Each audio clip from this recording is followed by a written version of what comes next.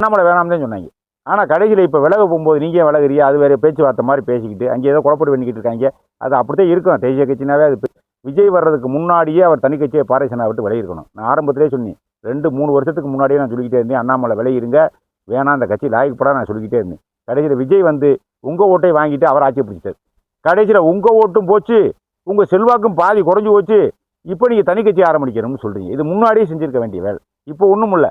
இப்போ நீங்கள் தனியாக ஆரம்பித்து ரொம்ப ரிஸ்க் எடுக்கணும். அங்கே இருக்கக்கூடிய ஆட்களை பூரா கொண்டு வர்றதுக்கு ரொம்ப ரிஸ்க் எடுக்கணும். ரிஸ்க் எடுக்கிறதுனா இது ஏற்கனவே போட்ட பிளான் தான், புதுசாக வந்து போடுற பிளான்லாம் கிடையாது. என்னை ஓரம் கட்டுறாங்க அப்படின்னு சொல்லிட்டு ரஜினிகாந்தை போய் ஒரு வருஷத்துக்கு முன்னாடி அண்ணாமலை போய் பார்க்குறாரு, பேசுகிறார். என்ன ஏது பேசுனான்னு தெரியல. நான் என்னுடைய வணக்கம் 8 தலைவர் பேசுகிறேன். அண்ணாமலை ஒரு வழியாக டெல்லி போய் அமித்ஷா போன்ற பாரதிய ஜனதா தலைவர்கள் பூரா சந்தித்து நான் உங்களோட இயங்க பிடிக்கலை, நான் தனியாக கட்சி ஆரம்பித்து நான் நடத்த போகிறேன் அப்படிங்கிற மாதிரி சொல்லிட்டார். ஏன்னா புறக்கணிக்கிறீங்க, வேட்டியை பிடிச்சிருக்கிறீங்க, செயல்பட்டா சட்டையை பிடிச்சிருக்கிறீங்க, அது நோட்டம் இது நோட்டம்னு சொல்கிறீங்க, எடுத்து வச்சாலும் காலை பிடிச்சி இழுக்கிறீங்க, தூங்குனாலும் இப்போ கஷ்டப்படுத்துறீங்க. ஆக மொத்தத்தில் தேசிய கட்சி விளங்காதுன்னு ஆரம்பத்திலேருந்தே நான் பல பேர் பேசினதை கேட்டிருக்கேன். அதே மாதிரி நான் சேர்ந்து அதேபோல் வேலையை விட்டு நான் ஐபிஎஸ் அதிகாரியை விட்டு சேர்ந்தேன். அதேபோல் இங்கே அப்படியே ஆகிப்போச்சு. கடைசி இனிமேல் பாரிசனாவில் இருக்கிறதுக்கு இனிமேல் லாய்க்கு இல்லை, நானும் அரசியல் பண்ணாமல் இருக்கவும் முடியாது. அண்ணாமலை சொன்ன விஷயம். அதனால் ஏன் வழியை தனி வழியாக பார்த்துடுறேன், உங்கள் வழியை நீங்கள் பார்த்துக்குங்க, அவ்வளோதான் அப்படிங்கிற மாதிரி ராஜினாமா கடிதத்தை கொடுத்துட்டார். கொடுத்துட்டா நீங்கள் இருங்க, உங்களுக்கு என்ன பிரச்சனை பேசுனதா சொல்கிறாங்க. அது எந்த அளவுக்கு உண்மைன்னு தெரியல. ஏன்னா அவங்களே பாரேசனா தலைமையே ஒரு 1.5 வருஷமாக அவர் ஒதுக்க ஆரம்பிச்சிட்டாங்க அண்ணாமலையை. அப்படிங்கும்போது திருப்பி எதுக்கு கூப்பிட்டு பேசுகிறாங்கன்னு நமக்கு தெரியலை. அதில் என்ன உள்நோக்கம் இருக்குது, என்ன எது வீம்புக்கு பேசுகிறாங்களா இல்லை சும்மா நாச்சுக்கு பேசிக்கிட்டு இருக்காங்களா நமக்கு தெரியலை. ஏன்னா அவங்க இவர் கட்டோடு இவர் வேணாங்கிறாரு, அவங்களும் கட்டோட அண்ணாமலை வேணாம் தான் சொன்னாங்க. ஆனால் கடைசியில் இப்போ விலக போகும்போது நீங்கள் விலகுறியா, அது வேறு பேச்சுவார்த்தை மாதிரி பேசிக்கிட்டு அங்கே ஏதோ குழப்படி பண்ணிக்கிட்டு இருக்காங்க. அது அப்படித்தான் இருக்கும். தேசிய கட்சினாவே அது பெரிய மண்டையடி பிடிச்சையாக இருந்தேன், அப்படி ஓடிக்கிட்டே இருக்குது. இப்போ இதில் தனி கட்சி ஆரம்பிக்க போகிறது அவர் உறுதியாயிட்டார். அவர் எந்த சமாதானத்துக்குமே வரமாட்டார். ஏன்னா இப்போயே அவருக்கு பாதி செல்வா குறைஞ்சி வச்சு, அண்ணாமலையோட பாதி செல்வா குறைஞ்சி. விஜய் வர்றதுக்கு முன்னாடியே அவர் தனி கட்சியை பாரேசனா விட்டு விலகிருக்கணும். நான் ஆரம்பத்திலே சொன்னேன், 2-3 வருஷத்துக்கு முன்னாடியே நான் சொல்லிக்கிட்டே இருந்தேன், அண்ணாமலை விலகிருங்க, வேணாம் அந்த கட்சி லாய்க்கப்படா நான் சொல்லிக்கிட்டே இருந்தேன். கடைசியில் விஜய் வந்து உங்கள் ஓட்டை வாங்கிட்டு அவர் ஆட்சியை பிடிச்சிட்டார். கடைசியில் உங்கள் ஓட்டும் போச்சு, உங்கள் செல்வாக்கும் பாதி குறைஞ்சி போச்சு. இப்போ நீங்கள் தனி கட்சி ஆரம்பிக்கணும்னு சொல்கிறீங்க. இது முன்னாடியே செஞ்சுருக்க வேண்டிய வேலை. இப்போ ஒன்றும் இல்லை. இப்போ நீங்கள் தனியாக ஆரம்பித்து ரொம்ப ரிஸ்க் எடுக்கணும். அங்கே இருக்கக்கூடிய ஆட்களை பூரா கொண்டு வர்றதுக்கு ரொம்ப ரிஸ்க் எடுக்கணும். ரிஸ்க் எடுக்கிறதுனா இது ஏற்கனவே போட்ட பிளான் தான், புதுசாக வந்து போடுற பிளான்லாம் கிடையாது. என்னை ஓரம் கட்டுறாங்க அப்படின்னு சொல்லிட்டு ரஜினிகாந்தை போய் ஒரு வருஷத்துக்கு முன்னாடி அண்ணாமலை போய் பார்க்குறாரு, பேசுகிறார். என்ன ஏது பேசுனான்னு தெரியல. நான் என்னுடைய நிலைமை முறைப்பட அப்படின்னு சொல்லிட்டு போயிட்டார். இவர் சந்தித்து முடிஞ்ச உடனேயே ஒரு 2 மாதம் 1 மாதம் கழித்து சீமான் போய் ரஜினிகாந்தை பார்க்குறாரு. அவர் ரஜினிகாந்த் அவர் அரசியலே இல்லை, ஆனால் அவரை போய் ஏன் பார்க்குறாங்க, எனக்கு ஒன்றுமே புரியலை. இது காரணம் என்ன, இப்போ வேறு ஏதாவது பின்புறம் ஏதாவது பிரச்சனை இருக்கா என்ன, நம்ம யோசிச்சுக்கிட்டே இருந்தோம். அதுக்கு விட தெரியல. அப்புறம் இவர் விலகிட்டார். இப்போ ராஜினாமா கடிதம் கொடுத்துட்டார். சீமானு அவர் தனியாக நின்று அவர் 4 செய்த ஓட்டு கடைசியில் பார்த்தா என்கிட்ட இருக்கக்கூடிய ஆட்கள் பூராமே விஷயத்தை போகிறாங்க அப்படின்னு சொல்லி இவர் போய் அழுக, சீமான் போய் அழுக ரஜினிகிட்ட. இவர் அண்ணாமலை போய் என்னை கட்சியிலே ஓரம் கட்டுறாங்க நீங்கள் பாருங்கள் அப்படி இப்படி இவர் போய் சொல்ல. அப்போ ஆரம்பத்திலே அவங்க பேசியிருக்கணும். இப்போ இருக்கக்கூடிய பேச்சு நம்ம ஆரம்பத்திலே வெளியேறி நீங்கள் நானும் சீமா ஒரு கூட்டணி போட்டு எலெக்ஷனை சந்திப்போம் ரஜினிகாண்ட சொல்லியிருக்கணும். அதுக்கு அவர் ஒத்துக்கிறாமல் இருந்திருக்கணும். அதனாலே இப்போ டிலே ஆகிடுச்சு. இல்லைன்னா முன்கூட்டியே அவங்க திட்டமெல்லாம் வச்சுட்டாங்க. சீமா ஒன்று, ரஜினிகாந்த் ஒன்று, அண்ணாமலை ஒன்று, இன்னும் பல பேரை கூட இருக்கலாம். அப்போ ஏற்கனவே திட்டமெல்லாம் வச்சுருக்காங்க. அது ஏதோ ஒரு காரணத்தால் பிஜேபியோட தலைமையில் ஏதோ குறைச்சி விட்டுட்டு நீங்கள் இருங்க பார்த்துக்குருவோம், அதிமுக கூட்டணியாக இருங்கன்னு சொல்லிட்டு கடைசியில் அதிமுகவும் தொலைஞ்சி, அண்ணாமலையும் தொலைஞ்சாரு, சீமானும் தொலைஞ்சாரு, இப்படி போயிடுச்சு. இப்போ என்ன கதை அப்படின்னா, அண்ணாமலைக்கு அரசியல் ஆலோசகர் ரஜினியா? ஏன் நாட்டில் ஆளே கிடையாதா உங்களுக்கு? ரஜினிகாந்த் அதுக்கு வரணுமா ஆலோசகர்? உலகத்தில் ஆளே இல்லையா? அரசியல் படிச்சிருக்காரா ரஜினிகாந்த் அரசியல் படிச்சிருக்காரா இல்லை அரசியல் பட்டக்கிட்ட வாங்கியிருக்காரா? என்ன பண்ணியிருக்காரு ரஜினிகாந்த்? அவர் ஆலோசகராக போகிறதுக்கு என்ன அர்த்தம்? அப்போ இதிலே சிக்கல் இருக்குது.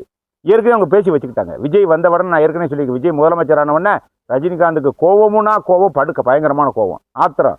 நம்ம வரக்கூடிய இடத்துல வந்துட்டானே, அல்லது நம்ம வரக்கூடிய இடத்துல வராத ஆள் வந்துட்டானே, நமக்கு பிடிக்காத ஒரு ஆள் வந்துட்டானேன்னு அவர் கோவத்தில் கிடக்காப்புல, புழுங்கிட்டு கிடக்காப்புல. ஆக மொத்தம் அவர் சும்மா இருக்கலை, அவர் அரசியல் வேலை பார்த்துக்கிட்டே இருக்கார் ரஜினிகாந்த். நான் ஏற்கனவே சொல்லியிருக்கேன், ரஜினிகாந்த் அரசியலுக்கு வரப்போகிறாரு, இறங்க போகிறாரு, களத்தில் இறங்க போகிறாரு அப்படின்னு நான் ஆரம்பத்தில் சொல்லிக்கிட்டே இருக்கேன். ஆனால் அது யாருமே கவனிக்கலை. இப்போ என்னென்னா அரசியல் ஆலோசகர் ரஜினி அண்ணாமலைக்கு அப்படி போட்டுவிட்டாங்க. அண்ணாமலை அந்த பதிலுக்கு பேப்பருக்காரன் 1 வாரம் 10 நாள் எழுதிக்கிட்டே இருக்கேன். ரஜினிகாந்த் தரப்புலேருந்து எந்த பதிலுமே வரல, இது வரைக்கும் வரல. அப்போ அரசியல் ஆலோசகர் மேனிக்கே ஒத்துக்குறாங்க. அரசியல் ஆலோசனை மாதிரியே கொண்டு வர்றாங்க. கொண்டு வந்துட்டு கொஞ்சம் கொஞ்சமாக ரஜினிகாந்தே அண்ணாமலை கட்சிக்கு தலைவராகிறாங்க, கொஞ்சம் கொஞ்சமாக ரஜினிகாந்தே முதலமைச்சர் ஆகிறாருன்னு சொல்லுவாங்க. ஏன்னா எடுத்தவொடனே ரஜினிகாந்த் வர நம்ப மாட்டாங்க. ரஜினிகாந்துடைய இது ரஜினிகாந்த் பயந்தாங்களோ பயங்கரமான பயந்தாங்கூடி, கீச்சுனா ஓடி ஒழிஞ்சுக்கிறோம். காசு போயிருமே, பணம் போயிருமே, அது இருக்கே இது இருக்க. ரஜினிகாந்த் ஃபுல்லாக பையன். ஆனால் விஜய் அப்படி கிடையாது. எல்லாத்தையும் 1000 கோடி படத்தை இழந்திருக்காப்புல, 41 பேர் செத்த வழக்கில் நின்று அலைஞ்சிக்கிட்டு இருக்காப்புல, எத்தனையோ டார்ச்சர், பொண்டாட்டியை கிளப்பி விட்டாங்க டைவர்ஸ்னு, இவ்வளோ பிரச்சனை வரும் அரசியலில். ஆனால் ரஜினிகாந்துக்கு எல்லாம் பிடிக்காது. கீச்சுனா ஒன்றுக்கு இருந்தால் போய் கதை பிடி படுத்துக்குவாப்புல. பேச்சுத்தேன் சினிமாவிலே 100 பேர் அடிக்கிற மாதிரி. ஆனால் அங்கே ஒரு ஆள் அடிக்க முடியாது, வீட்டில் கதை பிடி படுத்துக்கிறது பிரச்சனைனா ரஜினிகாந்த். அப்படியாப்பட்ட ஆள்கிட்ட உங்க யோசனை கேட்குறாங்க. அப்படியாப்பட்ட ஆள்கிட்ட இவங்க வந்து அரசியல் ஆலோசனை, இதெல்லாம் நாங்கள் நம்பணுமா? ஆக மொத்தத்தில் ரஜினிகாந்த் நேரடியாக அரசியலுக்குள்ளே வராங்கன்னு எவன் நம்ப மாட்டேன். இது விஜய்க்காக போட்டிக்கு வர்றாருன்னு நினைப்பேன். அதனால அரசியல் ஆலோசகர் மாதிரி முத உள்ள நுழையிறது, அப்புறம் அண்ணாமலை கட்சிக்கே ரஜினிகாந்த் தலைவராக போட்டுறது, அப்புறம் அண்ணா அந்த கட்சியினுடைய முதலமைச்சர் கேண்டிடேட்டை ரஜினின்னு அறிவிச்சிருது. ஆகும்போது தேர்தலை சந்திக்கிறது. இதே அவங்களுடைய திட்டம். இதில் சீமான் வர்றாரு, அதே போல் அதிமுக அவர் வர தினகரே வர்றாரு. இதில் ஏகப்பட்டாலும் வரும். இதில் ஏகப்பட்ட ஆக மொத்தத்தில் அவங்க ஒரு பெரிய திட்டத்தை ஏற்கனவே திட்டினாங்க. இன்றைக்கி நேரத்தில் ஏற்கனவே திட்டினாங்க. சீமான் போய் சந்திக்கும் போதே நான் ரொம்ப சந்தேகப்பட்டேன். ஏன்னா ரஜினிகாந்த் கட்சி ஆரம்பிக்க போகும்போது இந்த நாட்டில் முதல்ல கிடாவுனது யாருன்னு கேட்டால் சீமான் தான். கர்நாடகாரன் இங்கே என்ன வேலை இருக்குது, இதாக்குன்னு கிடாவி. கடைசியில் அந்த ஆள் வல்லைன்னு சொன்னோடனே உசுனை வந்து உட்காந்தாங்க. வருதுன்னு சொன்னால் கோமண்டை கட்டி கிளம்பிடுறாங்க. அவன் கர்நாடகாரன், அவன் ஆந்திராக்காரன், அவன் கேரளாக்காரன் அப்படின்னு கிளம்புனாங்க. கடைசி ரஜினிகாந்த் வல்லைன்னு சொன்னார்ல, அப்பாடா நல்ல மனுஷனப்பா. ஏன்னா அவங்களுக்கு பங்குக்கு வரக்கூடாது. அவங்களுக்கு எதாருன்னா அவங்களுக்கு பங்குக்கு வரக்கூடாது. அவ்வளோ அவன் இந்த நாட்டுக்காரனாக இருந்தப்ப இந்த மாநிலத்துக்காரன். இப்போ விஜய் வந்து தமிழ்நாடுக்காரனை சீமை ஆதரிச்சாரா? ஆதரிக்க மாட்டேட்டார். ஏன்னா அவர் தமிழ் தானே. ஏன்னா அவங்க வேற இவங்க அவங்களுடைய நோக்கம் வேறு, அவங்களோட பேச்சு வேறு, அவங்களோட கருத்து வேறு, மனசுக்குள்ளே வச்சுக்கிட்டு இன்னொன்று பேசுவாங்க. அவங்க திடீர்னு வந்தவனை ஆட்சியை பிடிச்சி போடுவாங்க. பதட்டத்தில் இருந்தாங்க ரஜினிகாந்த் வரும்போது. ஆனால் விஜய்கிட்டே அந்த பதட்டம் காட்டினாங்க. ஆனால் ஆட்சியை பிடிச்சிருவாரு அப்படின்னு எவருமே நினைக்கல, யாருமே நினைக்கல. இல்லை, இந்த நாட்டில் இருக்கக்கூடிய பத்திரிக்கை கூட நினைக்கல. இந்த நாட்டில் இருக்கக்கூடிய ஓட்டு போடுறவங்க நினச்சிருக்க மாட்டேன். 2 நாள் 3 நாளே ஓட்டு போட்டிருக்கேன் ஒரு முடிவில். அதுக்கு முன்னாடியெல்லாம் விஜய்க்கே ஓட்டு போடணுங்கிறது எந்த நோக்கமும் எந்த மக்கள்கிட்டையும் கிடையாது. சுருக்கமாக ஒரு 2-3 நாளில் என்ன மாற்றம் ஏற்படுத்தி தெரியல, விஜய்க்கு ஊற்றிட்டாங்க எல்லாருமே. அப்போ ஆட்சிக்கு வந்துட்டார். இப்போ இந்த கோவம் தாங்க மாட்டாமல் இப்போ ரஜினிகாந்த் கொள்ளக்கடை இந்த கதவோடைய திறந்து வச்சு உள்ளே வர்றாரு. ஆக மொத்தத்தில் அரசியல் ரொம்ப சூடு பறக்க போகுது. ரஜினிகாந்த் வந்துட்டு போகிறாரு அப்படின்னு விஜய் கட்சிக்காரங்க அசால்ட்டாக இருந்துடக்கூடாது. ரஜினிகாந்த் அரசியலுக்குள்ளே வந்துட்டாருன்னா விஜய் செய்யக்கூடிய ஒவ்வொரு வேலையும் அவருக்கு ஆபத்தாக வந்து முடியும். டீச்சுனா நுண்டிச்சாக்கு சொல்லிடுவாங்க. இப்போவும் சட்ட ஒழுங்கு பிரச்சனையாக தான் இருக்குது. ஆனால் ரஜினிகாந்த் வந்ததுக்கப்புறம் இந்த மாதிரி வெட்டு குத்து அங்கே குண்டு வச்சேன், இங்கே மாணவியை கற்பழிச்சேன்னு சொன்னால் விஜய் ஆட்சியவே இழக்கிறாப்புல வரும். பார்த்தீங்கன்னா ரஜினியுடைய வீரியம் வேறு. எல்லோரும் பேசலாம், நானும் பேசலாம், நானும் வையலாம். ஆனால் ரஜினிகாந்துடைய செல்வாக்கு வேறு, வீரியம் வேறு. யாருமே இருக்க முடியாது. அப்போ 2021 ரஜினிகாந்துக்கு 2020 ஒரு படம் வந்துச்சு, ரஜினிகாந்த் படம். அந்த படத்துக்கு ஒரு கணக்கு எடுத்தாங்க. இந்தியா டுடே காரனே கணக்கு எடுத்தேன். இந்தியா டுடே காரன் கணக்கு எடுத்தவொடனே அப்பயே சொன்னேன், அசைக்க முடியாத தொண்டேன். ஒரு சினிமா டிக்கெட் 4000 கொடுத்து பார்க்க ரஜினிகாந்த் படத்தை பார்க்கக்கூடியவன் 1.25 கோடி பேர் இருக்கான் தமிழ்நாட்டில் அப்படின்னு சொன்னேன். 4000 ரூபா கொடுத்து ரஜினிகாந்தை திரையில் பார்க்குறவன் 1.25 கோடி பேர் இருக்கானா. அப்போ 1.25 கோடி பேர் அவனே ஓட்டு போட்டானே சரியாக போச்சு. இன்னொரு 40-30 லட்சம் போட்டால் சரியாக போச்சு. 2.5 கோடி ஓட்டு வந்துடும். அதனால் ரஜினிகாந்த் லேசாக நினைக்க முடியாது. ரஜினிகாந்த் வந்துட்டு அரசியல் களமே வேறு மாதிரி போயிடும். விஜய்க்கு ரொம்ப நெருக்கடியாக வந்துக்கணும். நிர்வாகமே ரொம்ப கஷ்டமாக போய்க்கிறோம். எதுக்கு எடுத்தாலும் ஒரு நெருக்கடி வந்துக்கணும். அப்போ அங்கே இவ்வளோ மேலே கலரை பார்ப்பேன்.